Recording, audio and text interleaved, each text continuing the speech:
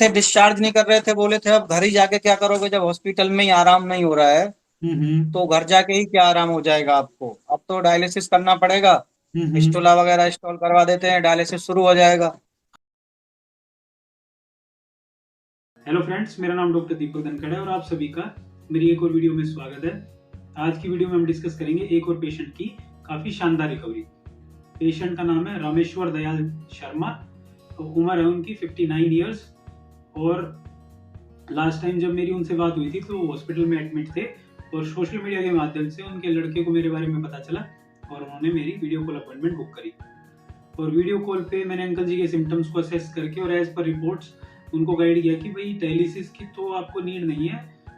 आपके एलोपैथिक वाले डॉक्टर साहब अगर आपको डायलिसिस के लिए बोल रहे हैं तो आप उन्हें मना कीजिए और डिस्चार्ज ले दीजिए। हालांकि उन्हें शायद लामा ही लेना पड़ा क्योंकि उन्हें डिस्चार्ज दे नहीं रहे थे उनके एलोपैथिक वाले डॉक्टर साहब। लेकिन मैंने उनको अश्योरेंस दी थी कि मोस्ट प्रोबेबली आपको एक भी डायलिसिस की नीड नहीं पड़ेगी और मेडिसिन से ही आपका केस जो है वो मैनेज हो जाएगा। तो उनके लड़के को मेरी बातों में ट्रस्ट लगा, यकीन हुआ, तो उन्होंने डिस्चार्ज ले लिया।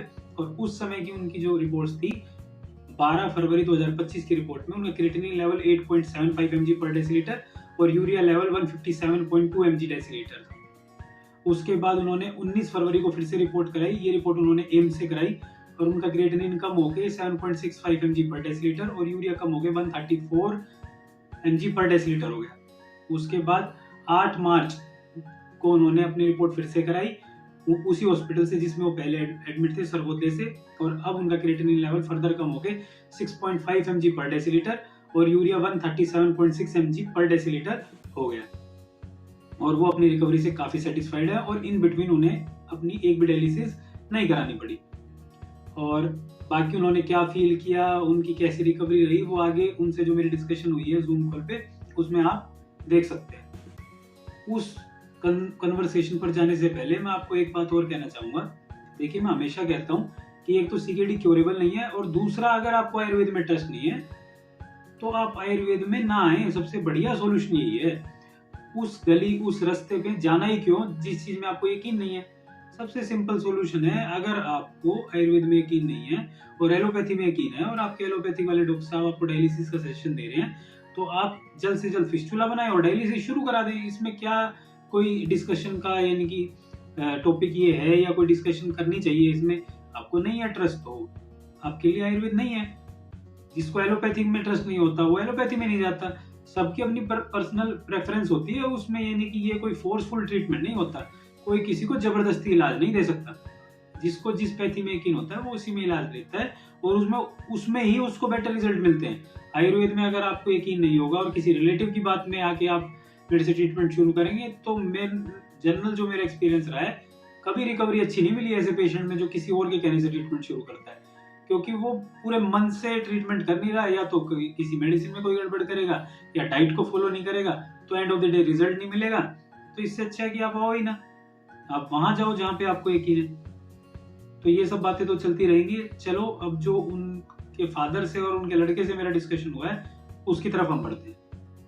हेलो फ्रेंड्स, मेरा नाम डॉक्टर दीपक धनखड़ है और रामेश्वर दयाल शर्मा अंकल जी अभी जुड़े हुए हैं मेरे साथ। इनकी उम्र 59 ईयर्स है और मेरे से दूसरी बार आज ये ओपीडी में आके मिले थे।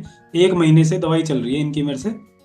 और जब ट्रीटमेंट शुरू की उस दिन ट्रीटमेंट शुरू करने से पहले जो इनकी रिपोर्ट थी उसमें क्रिएटिनिन था 8.75 mg पर डेसीलीटर और यूरिया था 157.2 mg पर डेसीलीटर। उसके बाद 19 फरवरी को इन्होंने एम्स से रिपोर्ट कराई। उसमें इनका क्रिएटिनिन कम होकर 7.65 mg पर डेसीलीटर हो गया और यूरिया 134 mg पर डेसीलीटर हो गया। और जो कल की 8 मार्च की रिपोर्ट है उसमें इनका क्रिएटिनिन लेवल और कम होकर 6.5 mg पर डेसीलीटर आ गया। बाकी जब लास्ट टाइम बात हुई थी तब क्या सिनेरियो था, आज क्या है, सारी डिटेल ये बताएंगे कि कैसे मिले मेरे से और क्या क्या हुआ आज तक। हाँ जी। डॉक्टर साहब नमस्कार। नमस्कार जी। ऐसा है, मैं 2 महीने से सर्वोदय हॉस्पिटल में एडमिट था इसी केस को लेकर। मेरा क्रिएटिनिन काफी बढ़ा हुआ था, बीपी नॉर्मल होता नहीं था। तो इन लोगों ने, सर्वोदय वालों ने डायलिसिस के लिए बोल दिया और कोई चारा नहीं है। सिर्फ डायलिसिस कराना पड़ेगा आपको। हम्म। हम इससे बचने के चक्कर में हमको कुछ बताया, बोला एम्स में आप एक बार और दिखा लो।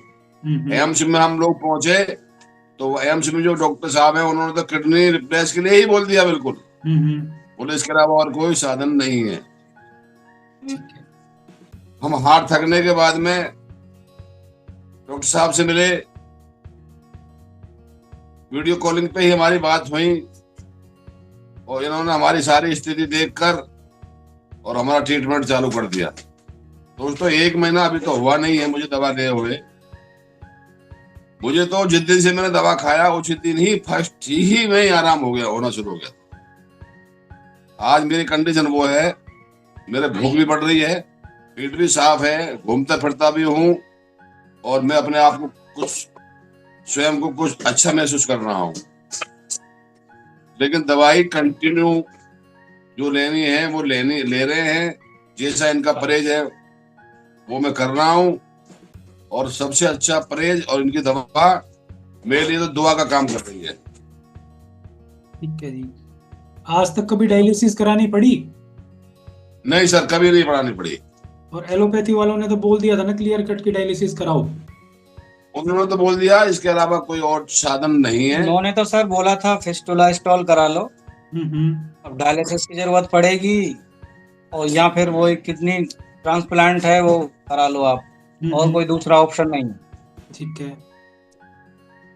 उसके बाद तो फिर मैंने नेट से सर्च करा आपका, तो बाकी मैंने आपके रिव्यू वगैरह देखे थे, काफी अच्छे थे, तो मुझे ट्रस्ट हुआ। फिर आपसे वीडियो कॉल पे जब बात हुई थी तो पापा हॉस्पिटल में ही एडमिट थे जब आपसे बात हुई थी, सर्वोदय हॉस्पिटल में।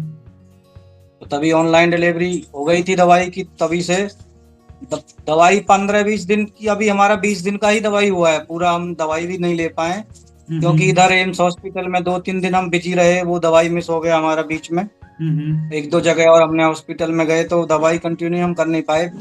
20 दिन का ही दवाई हुआ है तो उससे बहुत अच्छा सुधार है। ठीक है। मैंने आपको कभी ये झूठ बोला कि जी इस बीमारी को मैं जड़ से खत्म कर दूंगा, क्योरेबल डिजीज है? नहीं, आपने फर्स्ट डे ही बता दिया था कि ये क्योरेबल डिसीज नहीं है, हम इसको रोक सकते हैं बस। ठीक है। और जब लास्ट टाइम आपकी बात हुई तो एलोपैथिक वाले शायद आपको डिस्चार्ज नहीं कर रहे थे, क्या बोल रहे थे वो पूरी स्टोरी बताओ, क्या हुआ था? वो कह रहे थे डिस्चार्ज नहीं कर रहे थे, बोले थे अब घर ही जाके क्या करोगे, जब हॉस्पिटल में ही आराम नहीं हो रहा है तो घर जाके ही क्या आराम हो जाएगा आपको, अब तो डायलिसिस करना पड़ेगा, फिस्टुला वगैरह इंस्टॉल करवा देते हैं, डायलिसिस शुरू हो जाएगा। तो घर जाने से तो कोई फायदा नहीं लगता है। फिर आपसे वीडियो कॉल के से जब बात हुई थी हमारी फर्स्ट टाइम, तो तब आपने बोला कि आप बाबूजी को घर ले जाइए, एकदम मैं गारंटी से बोल रहा हूँ कि बाबूजी एकदम ठीक हो जाएंगे। तो फिर मैं जबरदस्ती छुट्टी करा के लाया था हॉस्पिटल से, वो डिस्चार्ज दे नहीं रहे थे, तभी से आपकी दवाई चल रही है, उससे बहुत अच्छा आराम है। हम लोग सेटिस्फाइड हो आप, जो यानी मैंने प्रॉमिस किया था वो अब आज हम गए थे, फिर दोबारा विजिट, आप ऑफिस में जाके विजिट करें। हाँ जी। हमको एकदम ट्रस्ट हो गया, ट्रस्ट था, हमने बोला एक बार डॉक्टर साहब से मिलके उनका धन्यवाद दे के भी आना है हमारे लिए। और जब यानी ऐसा मैंने कुछ किया कि भाई इतने परहेज करा दिए हो कि कुछ खाने ही ना देता हूँ मैं इनको? नहीं, ऐसा कुछ नहीं है। भूख भी अच्छा लग रहा है, जो प्रॉपर लास्ट टाइम जो बीमारी पता होने से पहले जो जितना खाना ले रहे थे उतना ही खाना ले रहे हैं, और कोई ज्यादा कोई खास परहेज नहीं है, वही सलाद का है या सब्जियां हैं अपनी डेली बेसिस की जो भी कुछ होती हैं, वो वही नॉर्मल परहेज है, कोई ज्यादा हार्ड परहेज भी नहीं है। ठीक है जी। ऐसा कोई कुछ नॉर्मल इंसान आसानी से कर सकता है कि ट्रीटमेंट शुरू होने के बाद कमजोरी इतनी हो गई हो कि चलना फिरना ही बंद हो गया हो? नहीं, उस और बेटर हुए हैं, घूम फिर के आ रहे हैं, 1-2 किलोमीटर घूम भी रहे हैं। ठीक है जी। डेली सुबह को 1-2 किलोमीटर घूमता हूँ सर। ठीक है जी। तो आपके अकॉर्डिंग अगर किसी को डायलिसिस के लिए बोल दें तो सीधा डायलिसिस कराओ या पहले आयुर्वेद में कोशिश करो? नहीं, पहले हम तो आपके यहाँ जाने की सलाह देंगे उसको। ठीक है। डायलिसिस से बचना है तो सीधा आपसे संपर्क करें। डायलिसिस का तो सर बहुत बड़ा प्रोसेस है, लोगों को और भी पता होगा कि वीकली 2 या 3 दिन डायलिसिस जाना पड़ता है, उसमें फिर वो कॉस्टली भी बहुत है, पैसे भी ज्यादा खर्च होंगे लोगों के। हाँ जी। तो हम तो यही सजेस्ट करेंगे कि एक बार आपसे विजिट करें। कोई भी अगर किडनी पेशेंट है तो हमारा ट्रस्ट है, तो गारंटी से वो पेशेंट भी ठीक हो जाएगा। और लोग ऐसे बोलते हैं कि जो मैं वीडियो डालता हूँ ये पेशेंट असली में होते ही नहीं, ये पेशेंट सब ऐसे नहीं ही सर, है। इस पे क्या जवाब है आपका? नहीं, हम तो ये बोलेंगे जो लोग ये अफवाह फैला रहे हैं वो गलत ही है। हम तो आपसे ऐसे ही ऑनलाइन सर्च करके ही जुड़े हैं, कोई आप हमारे रिलेटिव या वो तो किसी फ्रेंड ने भी रेफर नहीं करा। हाँ जी। मैं तो ये मानो कि जैसे एक भगवान रास्ता दिखा देता है ना लास्ट टाइम पे, उस तरीके से हम्म। रास्ता दिखाया और आपसे हम लोग जुड़े। और ऐसा भी कभी मैंने नहीं किया होगा कि अपॉइंटमेंट आपकी हो और मैंने 2-3 मिनट में कह दिया हो जाओ जी बस, इससे ज्यादा टाइम मैं आपको दूंगा नहीं। नहीं नहीं, बहुत, हम तो आज ऑफिस में आए थे। हम्म। बहुत बहुत टाइम दे के आप लोगों से बात कर रहे हो, पूरी तरीके से संतुष्ट करके भेज रहे हो, अच्छी तरीके से समझा के कैसे दवाइयां लेनी है, कैसे अपना परहेज करना है, किस हम्म। तरीके से, मतलब फुल टाइम है। जब तक पेशेंट खुद नहीं उठ जा रहा है आप जाने के लिए नहीं बोल रहे हो। ठीक है जी। तो जो भी इस वीडियो को देख रहे हैं, मैं सबको यही मैसेज देना चाहूंगा कि सीकेडी जो है ठीक होने वाली बीमारी तो है नहीं, वो हमेशा बोलता हूँ मैं शुरू में ही। इसको मैनेज किया जा सकता है। और अगर किसी पेशेंट को ये लगे कि भी वीडियो फेक है या ट्रीटमेंट जो मैं कर रहा हूँ वो ठीक नहीं है, तो उसका सिंपल सोल्यूशन ये होता है कि आप आओ ही ना हमारे पास। जहाँ जिस विश्वास ही नहीं, उस गली में जाना ही क्यों है? जहाँ यकीन हो वहाँ जाओ, जहाँ यकीन नहीं है काटा मारो उस चीज़ पे। अगर एलोपैथी में यकीन है तो एलोपैथी में रहो, डायलिसिस करा लो, ट्रांसप्लांट करा लो, कोई मना थोड़ी कर रहा है किसी को। नहीं, डायलिस इसमें किडनी का एलोपैथिक में ट्रीटमेंट ही नहीं है, वो तो डायलिसिस पे ले जाते हैं।